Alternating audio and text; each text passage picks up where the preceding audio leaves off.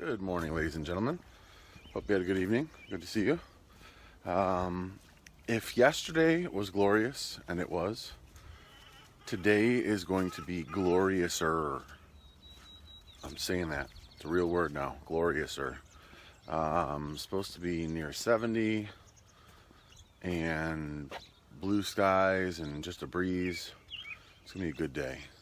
I'm going out to milk now. I will see you guys later. Hey guys. So we've had a nice uneventful day. We went to Mass, went to Dickie's for lunch with our in-laws, and now I'm just trying to get some stuff done. Homestead Boy 1 is sick, so he's in the house. Homestead Boy 2, I'm trying to get to cut some grass. You can see Homestead Girl 1 is back there filling up water troughs for me, and I am using the bagger to give him some grass.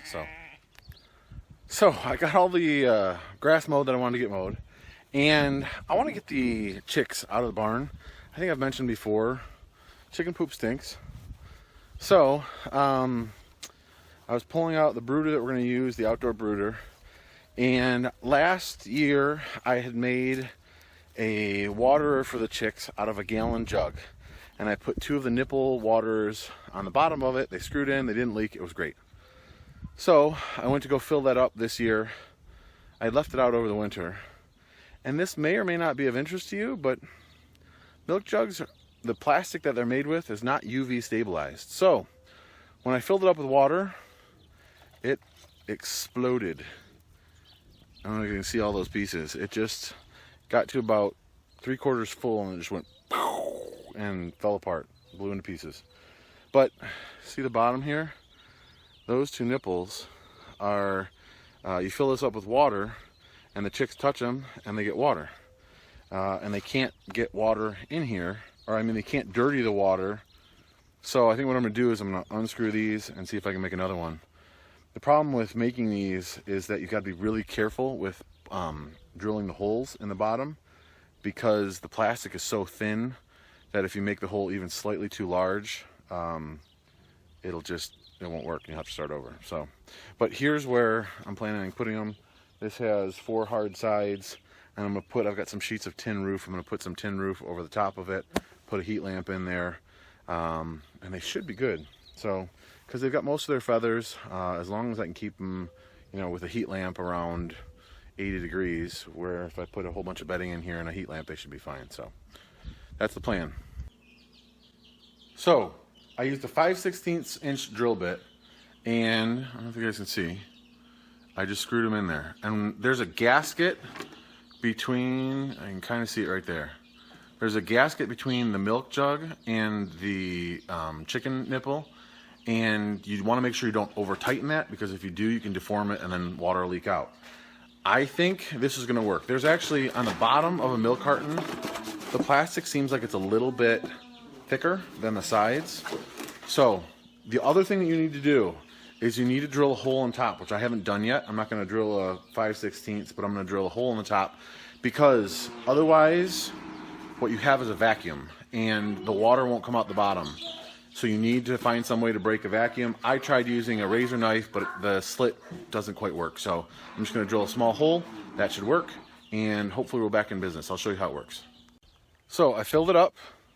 You can see on top here, I've drilled 2 1/8 inch vent holes. The size really isn't important. What's important is that you have a way for the vacuum to break. I normally put 2 or 3 holes in just in case grass flies up and clogs one. You got another one to make sure that it still flows. So as you guys can see, the water is not dripping out, which is actually exactly what you want. You don't want it dripping out right now.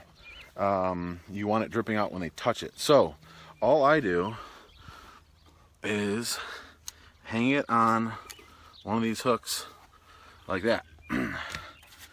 Hang it right like that, put it up against a 2x4. It stays pretty level. I don't know if you guys can see that. And then you just take away the rest of their water. And chickens are naturally attracted to shiny things. So these being, let's see if I can, these right here being silver,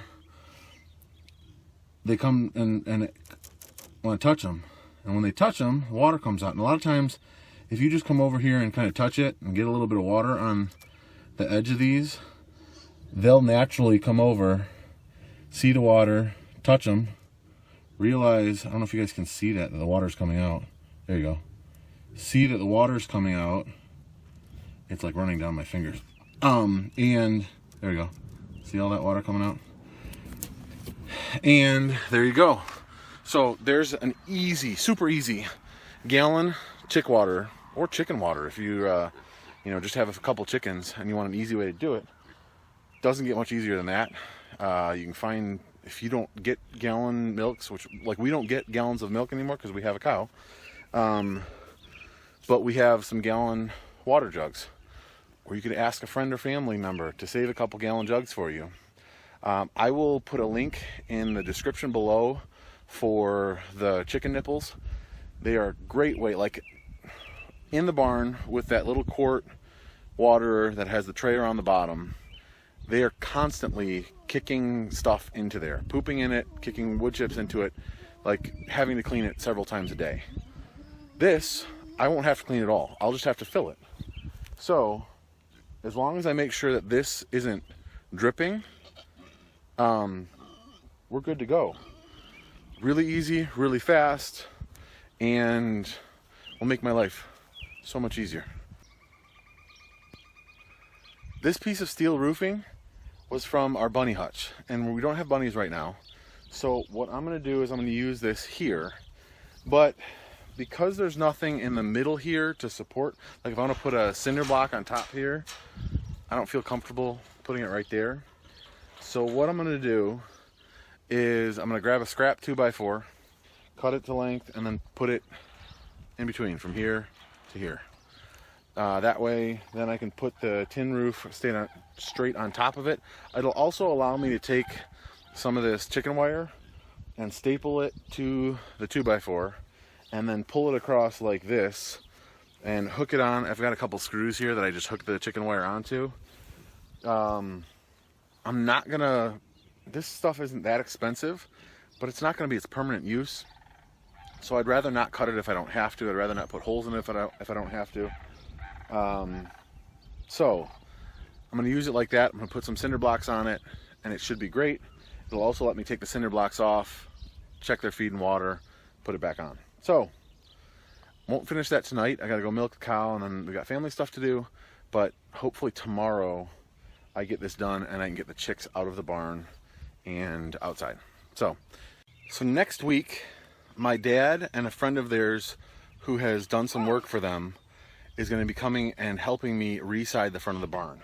So we've got a stack of siding here that needs to be primed, and then it's going to be going here, because you can probably see this stuff is failing. If I were to push hard, there'd be a big hole there. This side of the barn gets, I can see it's up there too. This side of the barn is the west side of the barn, and it just gets pounded with afternoon and evening sun, and this is where all of our weather comes from. Almost all of our weather comes from the west, so it needs to be replaced, and it needs to be replaced probably last year. But my dad and he are coming. They're going to, with my help, or hopefully not that much of my help, because we've still got school and stuff like that, but as much as I can help, and they're gonna get this sided, and then I'm gonna paint it blue because that's the color I want this barn. So that will be coming up. I will be probably sometime this week, hopefully early this week, priming the siding here, because I think it's supposed to rain later this week. You guys, I hope you had a wonderful day. I hope you learned something. I hope you spent time with family this weekend. I guess by the time you see this, it'll be Monday, but I hope you had a good weekend. Hope you had a great Monday, and I'll see you tomorrow on Tuesday.